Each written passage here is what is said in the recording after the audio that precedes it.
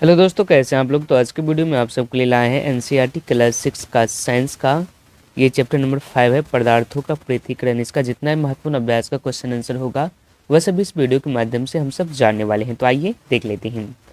पहला क्वेश्चन है, हमें किसी मिश्रण के अभिन्न अवयवों को पृथक करने की आवश्यकता क्यों होती है। दो उदाहरण आपको लिखना है। तो आइए देख लेते हैं। तो इसका आंसर हो जाएगा, हमें किसी पदार्थों का उपयोग करने से पहले उसमें से मिश्रित हानिकारक तथा उपयोगी पदार्थों को पृथक करने की आवश्यकता होती है। कभी कभी हम उपयोगी पदार्थों को पृथक करते हैं जिसकी हमें अलग से उपयोग करने की आवश्यकता है। जैसे चाय जो हम बनाते हैं, चाय बनाते समय चाय की पत्तियों को दर से चालन यानी छलनी द्वारा पृथक किया जाता है। शस्य कर्तन के समय अनाज को डंडियों से पृथक करते हैं।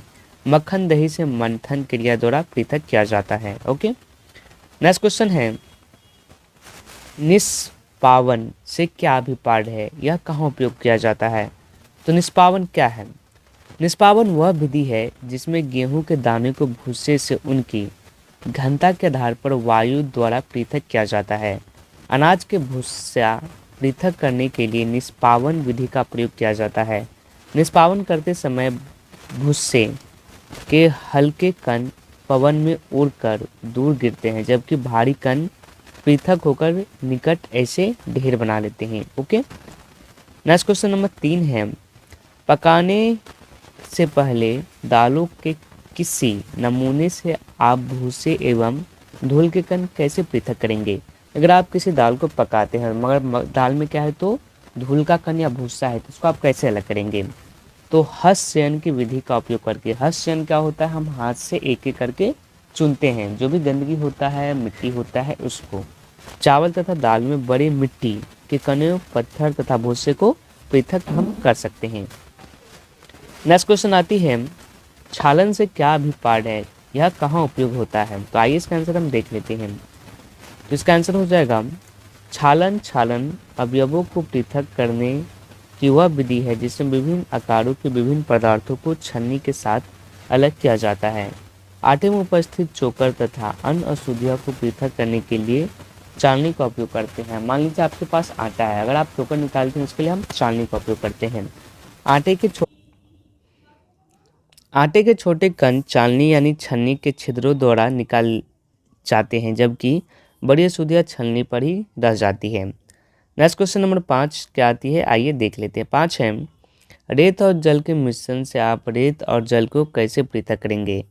तो इसका आंसर हो जाएगा, रेत और जल के मिश्रण को फिल्टर जो पेपर होता है द्वारा छान लेते हैं। रेत फिल्टर पेपर के ऊपर रह जाएगी, जबकि पानी फिल्टर होकर नीचे आ जाएगा। तो रेत और जल के मिश्रण को निस्तारण विधि से पृथक किया जाता है। इस विधि में रेत और जल के मिश्रण को कुछ समय बिना हिलाए पड़ा रहने दो, फिर जल को दूर बर्तन में उड़ेल लो, जिससे रेत नीचे रह जाएगी और पानी इस प्रकार से क्या हो जाएगा तो अलग हो जाएगा, पृथक हो जाएगा। ओके, नेक्स्ट क्वेश्चन आती है, क्या आती है आइए देख लेते हैं। क्वेश्चन है,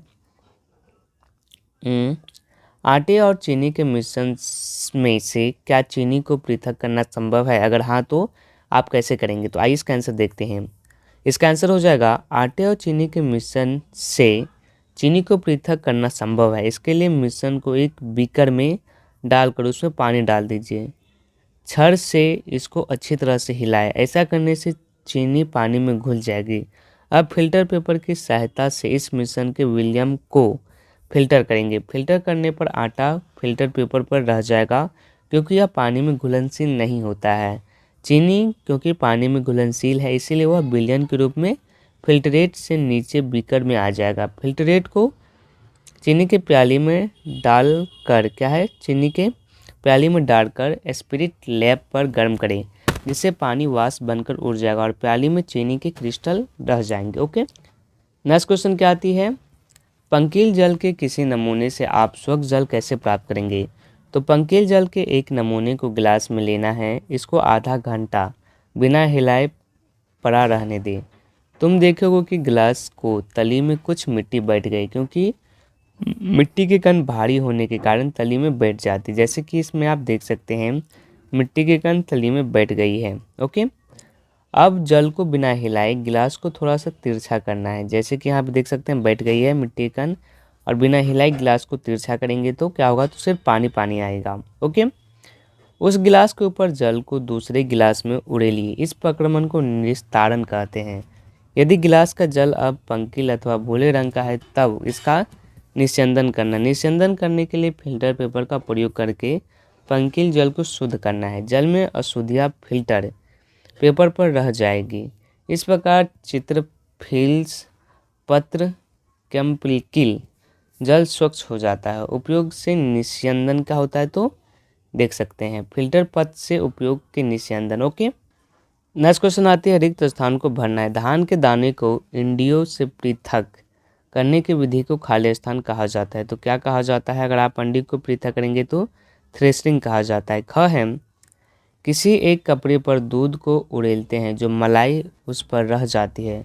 पृथक्करण की यह प्रक्रिया खाली स्थान कहलाती है। इसको क्या बोला जाता है, तो इसे निस्यंदन बोला जाता है। क्वेश्चन नंबर ग है समुद्र के जल से नमक खाली स्थान प्रक्रिया द्वारा प्राप्त किया जाता है। किस प्रक्रिया द्वारा, तो वाष्पन। वाष्पन द्वारा प्राप्त करते हैं तो नमक नीचे बैठ जाता है, जो पानी होता है वह वाष्प बन के ऊपर चला जाता है। घ है जब पंकिल जल को पूरी रात एक बाल्टी में रखा जाता है तो अशुद्धियाँ तली पर बैठ जाती है।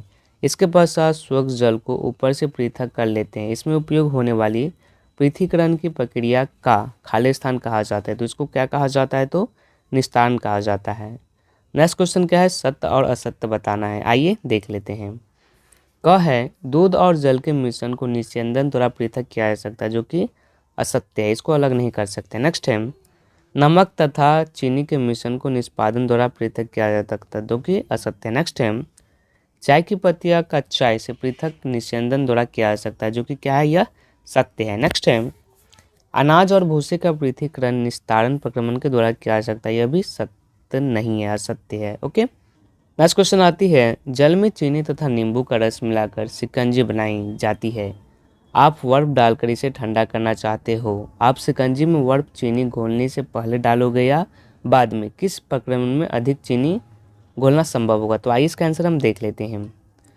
इसका आंसर हो जाएगा चीनी बनाते समय चीनी पहले घोली जाती है और बर्फ बाद में डाली जाती है, क्योंकि यदि चीनी बर्फ डालने के बाद डालेंगे तो शिकंजी क्या हो जाएगी, तो ठंडी हो जाएगी, जिससे क्या होगा, तो कम तापमान होने के कारण चीनी नहीं घुल पाएगी, यानी कि धीरे धीरे घुलेगी।